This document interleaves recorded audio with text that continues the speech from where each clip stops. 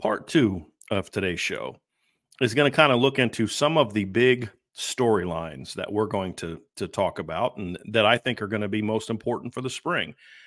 And this is always a fun time for me because you really get into um, every team. Like I said, every team is different, and every team takes a different identity and a different form of the overall philosophy of what a football team is about. And those are the things that, those storylines are the interesting things that as you watch them unfold and how things unfold are going to tell you about who a football team is. And so here's the top storylines for me when I look at this football team going into the spring on the offensive side of the ball. The number one storyline is the return of Mike Denbrock. And what does that mean for Notre Dame? Obviously, Mike Denbrock has been at Notre Dame in the past.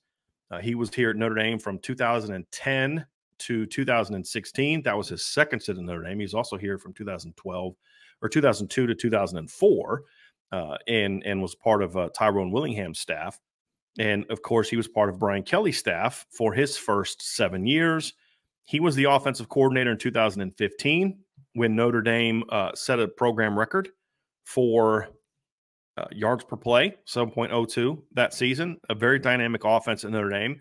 Left after the 2016 season, went to Cincinnati, was there for 5 seasons, was part of a Cincinnati team that in his final 2 seasons there, I believe went 23-2. Their only 2 losses were to Georgia in the Peach Bowl and Alabama in the college football playoff. Beat Notre Dame at Notre Dame during that stretch of time. Averaged over 37 points per game with the Bearcats. Did a great job of developing them into one of the better offenses in college football. Left to go follow Brian Kelly at LSU. Was there for 2 years. Saw a big jump in year 1. Went from 26 points a game to 34 as LSU won the SEC West. And then this past year oversaw the number 1 offense in college football. Led the nation in scoring, led the nation in total offense, led the nation in yards per play. Significantly so in those latter 2 categories. It wasn't really that close. So what does it mean for Notre Dame that Mike Denbrock's back? Does it mean that Notre Dame's going to go out there and score 45 points a game? Does it mean that Notre Dame is going to go out there and shatter every program record for offensive production, yards and yards per play and passing and all those type of things? Maybe. But I don't think that's really the expectation for Notre Dame when you look at Mike Denbrock. I don't think it's going to have to be a situation where, boy, they're going to need to average 543.5 yards per game, just like they did at LSU. And they're going to have to average 8.4 yards per play, just like they did at LSU. And they're going to have to average 45 points a game and lead the nation in scoring, just like they did at LSU. That's not the standard for me. If it does, great. If that's what it happens, great. But here's the thing. They did that at LSU from that type of volume standpoint because they had to. And I've broken this down before. They had to score like that. They scored in a game this year. They scored 49 points in a game and lost. They lost another game giving up 45 points. They won another game giving up 31. They won a game giving up 39. They lost a game giving up 42. They won a game giving up 35. Last 2 games of the year, one was without Denbrock. That's the bowl game. But in the last game year against A&M, they gave up 30 points and had to come back and win. So you were in a situation at LSU last season where they had to score 45 points a game. They don't have to score 45 points a game at Notre Dame this season. The question is with Mike Denbrock is, can he develop an offense that is at its best in the biggest moments? However that looks statistically, fine. If that means scoring less than what they scored last season at Notre Dame, fine. If that means scoring more than they did last year at Notre Dame, fine. If it's the same, fine. It's about what do you do when the lights are brightest? What do you do against Texas A&M on the road?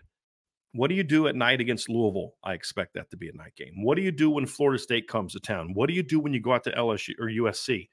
What do you do in the playoff when you're facing Ohio State or Georgia or Bama or Texas or whoever the top programs are? How do you play in those games? I don't care if Notre Dame goes out there next year and scores 44 points a game, and don't care if it means they scored 63 against Northern Illinois and 70 against Navy and 59 against Miami of Ohio and score 48 against Purdue and score a bunch of points against insert team that's not that good, but they only score 17 against Texas A&M and 19 against USC and only 20 against Florida State, and they go into the playoff and they beat the 12 seed or something like that in round 1, or the 9 seed in round 1, then go to round 2 and only score 14 points against Georgia or Clemson or Ohio State or whatever, then I don't care if they scored 45 points a game. Don't care, because it's not championship football. LSU last year scored 45 points a game. Wasn't championship football. The offense had to do that or they had no chance at winning. It's about building a team. And with the way that Notre Dame plays the game on defense, the expectations for Mike Denbrock are completely different. It's about developing an efficient and explosive offense. That means that you have to make sure that you start well. You have to make sure that you move the chains. You have to find ways to generate big plays.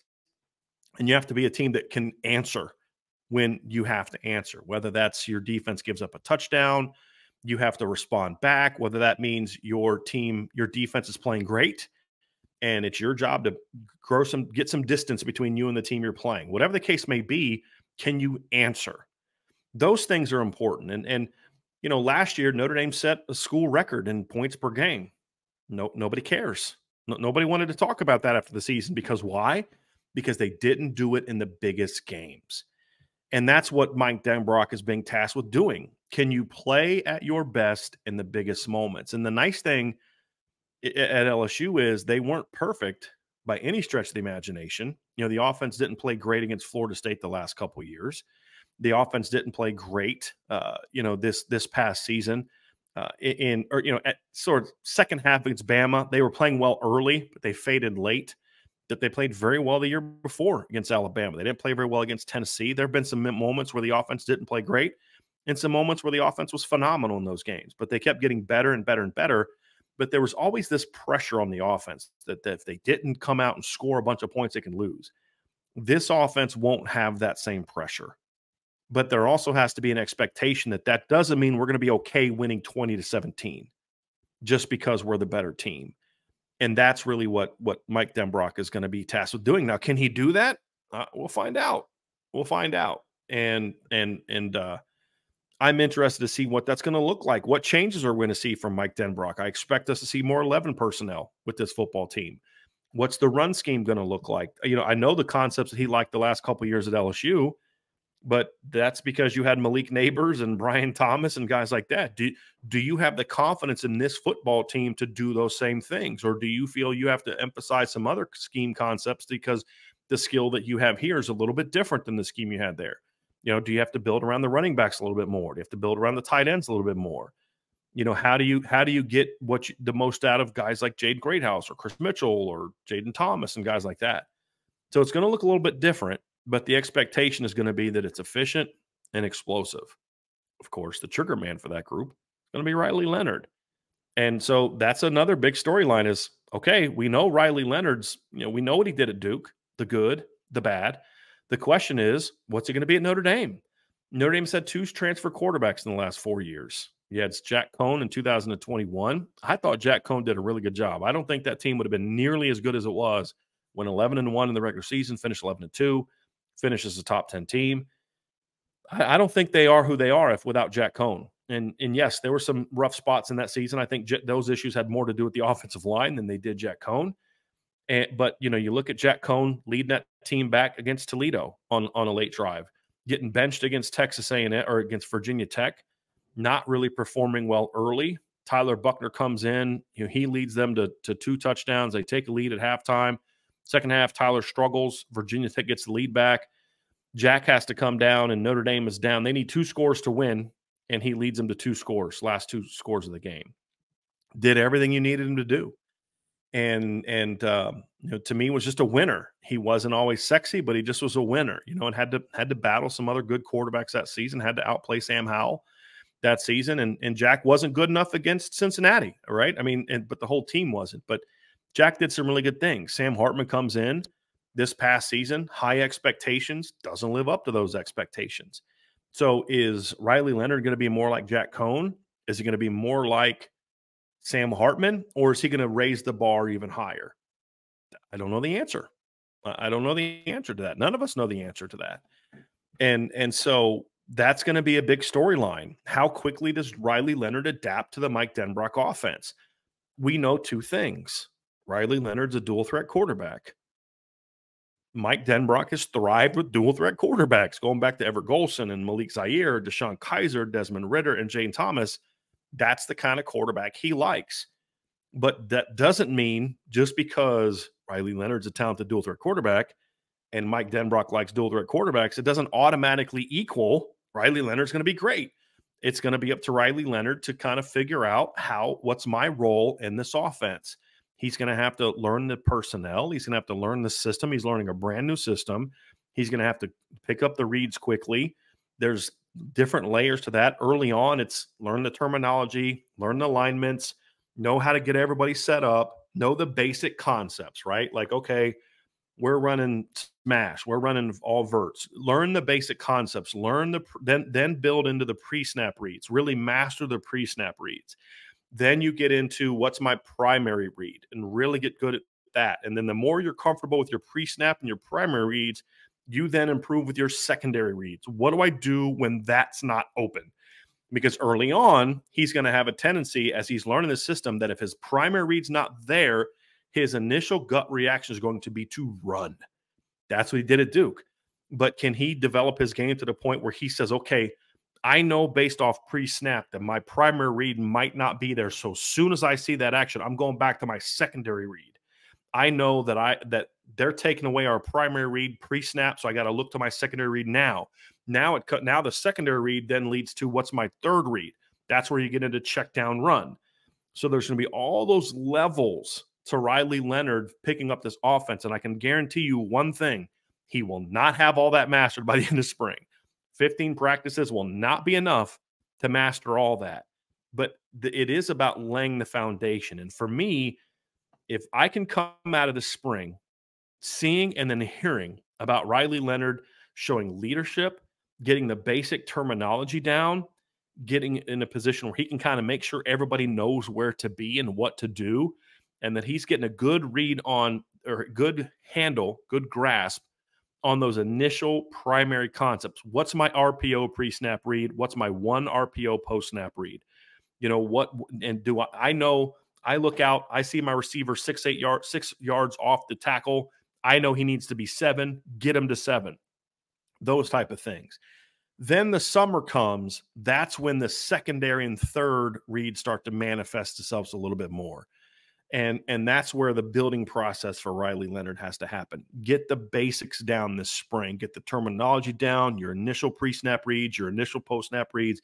If you feel good about him grabbing hold of those things and feeling and getting comfortable in those things by the end of spring, then there'll be a lot of optimism that he'll figure the rest of the stuff out through all the summer workouts and the fall camp. And that's what we're going to be looking for from Riley Leonard. Look, we know he can run. We know he's going to be a dynamic runner. I don't care if I see Riley Leonard run the ball one time this spring. Don't care. I already know what he can do there. It's going to be about the difference between him being an exciting playmaker of a pretty good team or a great quarterback on a great team is going to be how he handles the mental part and the consistency from a technical aspect of playing quarterback in the throwing game. That's the key. You want to know why Jaden Daniels went from what he was in 2022 to what he was in 2023? In 2022, he was a kid that was a dynamic runner. He was that's it, rushed for 885 yards, 11 touchdowns. He was a playmaker. He had some really big moments, but he was also a guy that was not a true difference maker in the throwing game. He had his moments here and there, but he wasn't a true difference maker in the throwing game. It was about him being a playmaker. Jaden Daniels in 2023 was still the playmaker. He was still a dynamic player in the passing, in the running game. You know, in 2022, Jaden Daniels rushed for 885 yards and 11 touchdowns in 14 games. In 2023, he rushed for 1,134 yards and 10 touchdowns in 12 games. The difference was in 2022, he was a 68.6% completion guy who averaged 7.5 yards per attempt, had a quarterback rating of 144.5, had 2,900 passing yards, 208.1 per game. Comes out in 2023, same players around him, same stuff around him. He goes to 72.2% completion, 11.7 yards per attempt, quarterback rating of 208.01, those for over 3,800 yards in 2 fewer games. What was the difference? He had a much better grasp of the need to make an impact in the throwing game. And as he became a more effective thrower, it made the running opportunities even greater. And so that's why you saw him go from a guy that was a very dynamic weapon in 2022, 185 yards rushing, 11 touchdowns, 4.8 yards per attempt, to a guy that in 2023 went for 8.4 yards per attempt, over 1,100 yards and 10 touchdowns. Right. So it was that aspect of it. It's not about sacrificing your running ability. It's not saying, hey, I don't want Riley Leonard to run. I'm saying I don't care about him running in the spring. I care about him. I mean, he's going to do it. I'm not saying don't have him do it. Limit those opportunities also to keep him healthy. But it's about focusing on his ability to throw the football, because the running stuff will be there. I mean, I talked about this before. I mean, you look at what Jaden Daniels did in his second year and what he did throughout his career. Riley Leonard in 2022 was a dynamic runner. 699 yards, 5.6 yards per carry, 13 touchdowns, had better passing success than Jaden Daniels had for much of his career. You look at what he did, as I just said, 2,967 yards for Riley Leonard in 13 games. That's more than what Jaden Daniels had in 14 games. He had 20 passing touchdowns. Jaden Daniels had 17. So Riley Leonard was a dynamic playmaker. Now it's about, okay, yes, you were that, but can you be a guy that can run the offense at a high level, and then using your running ability to kind of complement that, because that will make his ability to run so much more dangerous, because it's going to force teams to back off. If you are going to play 8 in the box, if you're going to come down and defend us that way, I'm going to rip. Hey, I don't need to run. I can hurt you in a lot of different ways.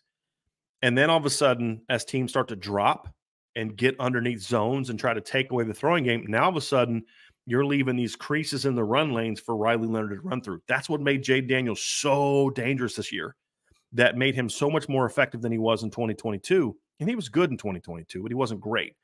It's his ability to come out and hurt you throwing the football very early on, made teams defend LSU differently than they did the year before. In 2022, his first year at LSU, this is his first 5 games throwing the football. 209 against Florida State, 6.1 per attempt. 137 against Southern. 210 against Mississippi State, 5.7 per attempt. 279 against New Mexico, 9.6 per attempt. 80 yards on 8 of 20 for only 4 yards per attempt against Auburn. That was his first 5 games. So teams basically said, we're going to dare you to throw the football because we don't think you can beat us throwing the football. And at times he did, and at times he didn't. And that's really what it came down to. There were times he was a very effective weapon throwing the football, but other times he wasn't. You go to 2023, here's his first 5 games in 2023. 346 against Florida State, 9.4 yards per attempt. 269 against Grambling, 11.2 per attempt. 361 against Mississippi State, 10.6 yards per attempt. In 2022 against Mississippi State, 3rd game of the year, right? Mississippi State, 3rd game, both years. At home in 2022, he goes 59.5% completions, 210 yards, only 5.7 yards per attempt. In game 3, 2023, at Mississippi State, same defensive system, he goes 30 of 34, 88.2% completions, 361 yards, 2 touchdowns, 10.6 yards per attempt. Goes for 320 against Arkansas, 11.0 yards per attempt, 4 touchdowns. And against Arkansas the year before, he went 8 of 15 for 86 yards, no touchdowns, 1 pick. In a game, they won 13-10, and they only won because Arkansas was down to their 3rd-string quarterback. This year, 20 of 29, 320 yards, 4 touchdowns. At Ole Miss, 27 of 36, 414 yards, 4 touchdowns, 11.5 yards per attempt. Very early on in the season, Jaden Daniels established himself as a better passer, a more dangerous passer. Same weapons, but he was more dangerous as a thrower.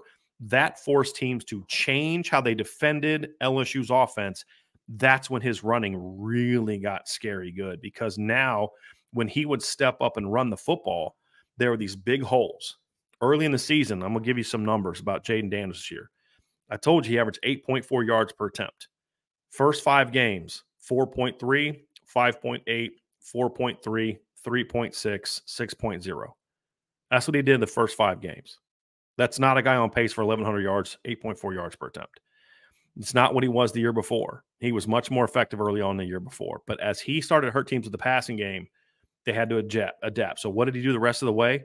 130 against Army, 93 against Auburn, 163 against Bama, 234 against Florida, 96 against Georgia State, 120 against Texas A&M. So all of a sudden, his running takes off. Why? Because that's when teams were forced to change how they defended LSU. And that's going to be the key for Riley Leonard. I'm not saying he has to mimic and mirror Jaden Daniels. What I'm pointing out is simply in Mike Denbrock's offense, when the quarterback figured out that he had to be a weapon as a thrower, it made his ability to impact the run game even more dangerous. And it made that offense virtually unstoppable. Notre Dame won't have they don't have Malik Neighbors. They don't have a 6'3", 210-pound Brian Thomas that can run a 4.33. They don't have those guys. They've got good players there. They're better tight end. They're better running back. So I'm not asking him to mimic and do exactly what Riley Leonard did. I am saying that if the key for Riley Leonard and the coaching staff is if he can develop more consistency as a thrower, decision maker, and a technician as a thrower, he's going to be very, very hard to defend, and it's going to make him a dynamic quarterback that teams have a hard time stopping, and that's what's going to make Notre Dame very, very dangerous. That foundation gets laid this spring. Another key storyline, receivers. Broken record. Do we need to talk about it that much more? Talent's there. Depth is there. Got to step up and show it. The nice thing about this, which I'm kind of excited about, is when you look at the receiving core this year, there's a lot more numbers there. There's more depth of talent there. The other part is we're going to know pretty early on how good this group is because they have to go against Benjamin Morrison. They have to go against Christian Gray. They have to go against Jaden Mickey every day. They have to go against Xavier Watts every day. And so Jordan Clark every day. Micah Bell every day. So we're going to find out very early on just how good this group is. If they can start having some success against that group of DBs, then we're going to feel pretty good coming out of the fall. Offensive line, right now, it's potential versus production. Loads of potential on the offensive line. Charles Jagasaw, 5-star player. Y'all know where I had him. Billy Schrauth, loads of talent potential. You guys know my thoughts on him. Should have played a lot more last year. Performed pretty well when he finally stepped in. Ashton Craig, lots of upside. Those are 3 guys I gave 4.5-star upside to. You know, we expect them to be there some way, somehow. Are they going to be talented players that are up and down? Can they be more consistent? Who's going to be the left guard? Is it Pat Coogan's job and there's no challenge? Will there be a challenge? Who wins the right tackle job? There's a lot of storylines coming out of spring, and it really comes down to we're going to enter spring talking about the potential of the offensive line. What will the storyline be about the offensive line coming out of the spring? Will it still be some days they were really good, some days they weren't? It's still about potential. Will there be some sort of, hey, there's still a work in progress, but you started to figure this out, that out? We're going to find that out. And the good thing about them is it's the same as the receivers. There's going to be no, hey, they did well, but I'm not sure how good they really are because they went against some group of defensive linemen that aren't good. If Billy Schrauth has a good spring, if Pat Coogan has a good spring, if any of the Sam Pendleton or Ty Chan or anybody else inside, Ashton Craig has a good spring, it means they did that against Riley Mills and Howard Cross and Jason Onye and guys that we know are good players. If Charles Jagasaw has a great spring, it means he did that against R.J. Oben and Josh Burnham and Jordan Patelho, Junior Tuilamaka, Boubacar Traore, Bryce Young. You're going to feel good about it because you know what they're going against every day. You know what the caliber of the defense is. So if they're doing well at any point in time, you feel pretty good about it. If they don't, then you're gonna know that they're not that good because they're going to get dominated by a better group. So those are the things I'm looking forward to. And then finally, the youth movement is going to be a storyline. Look, there's some positions where they have no choice but to be young. They're going to be inexperienced and young at running back. They're going to have some youth at wide receiver. They're going to have some young, unproven guys at tight end. They're going to have a true sophomore starting at left tackle. They're going to have 2 redshirt sophomores most likely starting in the offensive line and a bunch of sophomore offensive linemen challenging guys. This is going to be a young football team. Yes, there's experience. Jaden Thomas is experienced, right? I mean, once Mitchell Evans comes back in the fall, he's experienced. Pat Coogan's experienced. There is some experience there. Chris Mitchell's experienced. But for this offense to reach its full potential, it's not just about Riley Leonard and Mitchell Evans and Chris Mitchell and Pat Coogan and Deion Colsey and Jaden Thomas reaching their potential. That's important. But it's going to be about, can Jeremiah Love do that? Can Jadarian Price do that? Can Jaden Greathouse do that? Can Jordan Faison do that? Can Eli Raridan do that? Can Cam Williams do that? Can Micah Gilbert do that? Can Cooper Flanagan do that? Can Charles Jagusah do that? Can Billy Schrouth do that? Can Ashton Craig do that? Can Sam Pendleton or Sullivan Absher or Emil Wagner do that? You see what I'm saying? So yes, there's some veteran players that are talented guys that are very, very important to this team's success. But the ultimate gauge of how good this team is going to be is going to come down to the young players stepping up, running back, wide receiver, O-line, tight end, and even depth at quarterback is going to be important. And that's going to go a long way towards telling us how good this offense is going to be.